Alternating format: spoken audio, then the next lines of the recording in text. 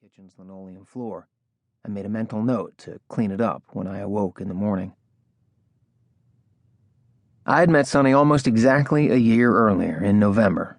I was down by the river, fishing with the old Hmong men and the old black men, all of us hunched over on plastic pickle buckets, all of us looking out over the swirling eddies, waiting for something to happen. I had always been a bachelor. I didn't know how to meet women, not really.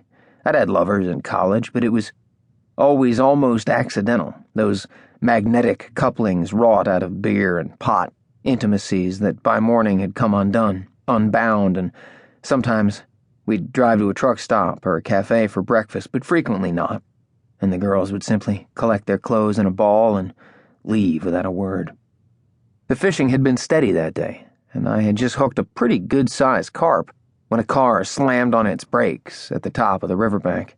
Reeling hard, I glanced over my shoulder and saw a figure pushed out of the automobile, an old Hornet, just as it sped off, its open passenger door clapping shut.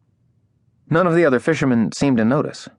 I hesitated before cutting the line, but it was the only thing to do. I scrambled up the talus of the bank in my old Wellingtons, out of breath. She was lying down on the asphalt, knees up in the air, boots on the pavement, her hair arrayed around her head like a black halo. One arm was flat on the ground, the other moving a cigarette toward her lips.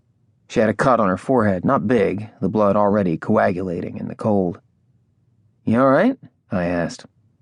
She didn't answer right away, and if she hadn't been smoking, I might have kicked her softly with a boot to see if she was alive.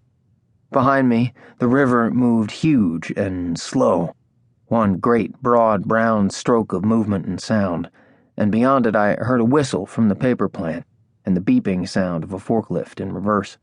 I moved closer to her and extended my hand. She was crying, I saw now, only without making any noise. "Get up," I said, and it was the only order I ever gave Sonny. She took my hand and struggled up. I handed her a red handkerchief, which she used to wipe her face and nose. Then she stuck the cloth in her pocket as if it were her own, something she'd just happened to find. On the handkerchief were my initials, stitched there by my grandmother, now gone. "Want something to drink?" I asked. She nodded her head, and we moved back down to the river. I helped her navigate the talus, and when we reached the shore, I motioned to my pickle bucket. She sat and crossed her muscular legs. They were the legs of a gymnast or a volleyball player, thick and shapely. She flicked the last of her cigarette into the water, and I watched the filter do pirouettes in the water until a carp rose and made it disappear into the murk. "Did you see that?" she said. There was excitement in her voice as she pointed to the disappearance. "They'll eat anything," I said. "It ate my cigarette," she said, delighted. "It ate my fucking cigarette." Then, I wonder if it was still burning a little. I unscrewed my thermos and poured her a cup of coffee. She reached for it through the cold air, and I could see that her fingers were long and beautiful and trembling slightly with what I thought was the cold. There were many rings on her fingers, and her nails were painted a color between black and purple. "My name's Bruce," I said. "Sonny," she answered, shifting the coffee from one hand to the other as she shook my hand. Her grip was strong. "Got any milk?" she asked. "Sugar? Brandy?"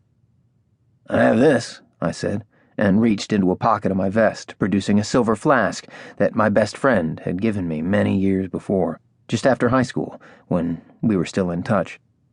Sonny unscrewed the top and sniffed. "Bullet?" she asked. I raised an eyebrow. "It's my favorite." I didn't know then that Sonny was an alcoholic, and later there were times I wished I had known, because early on, we would sit together by the river, drinking Bullet or sometimes splitting 30 cans of hams, and I would think how she drank faster than anyone I'd ever seen, as if she were drowning but couldn't help herself and kept gulping down the burn until it almost shut her faculties off, until she would either pass out or go about the world like an angry zombie, and sometimes I could escort her home without incident. But there were more nights when she would start swearing at me in the street or in a bar or even on the front lawn, the girls' face pressed to the front windows and a skittish babysitter behind them, a telephone in her hands. "One of mine, too," she said, taking a pull off the flask and then pouring more than a few thimbles into her coffee.